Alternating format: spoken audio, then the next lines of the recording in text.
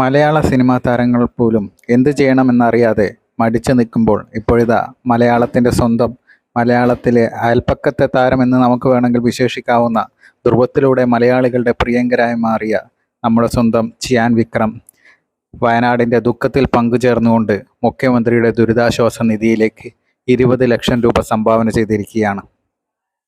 വിക്രമിൻ്റെ Kerala fans association തന്നെയാണ് ഇക്കാര്യം പുറത്തുവിട്ടിരിക്കുന്നത്.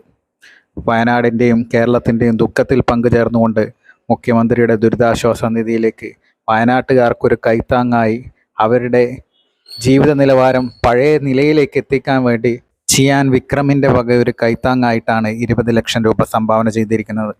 മലയാള താരങ്ങൾ ഇപ്പോഴും എന്ത് ചെയ്യണമെന്നറിയാതെ വിറങ്ങലിച്ച് നിൽക്കുന്ന സമയത്താണ് ചിയാൻ വിക്രം മുഖ്യമന്ത്രിയുടെ ദുരിതാശ്വാസ നിധിയിലേക്ക് 20 ലക്ഷം രൂപ സംഭാവന ചെയ്തിരിക്കുന്നത്.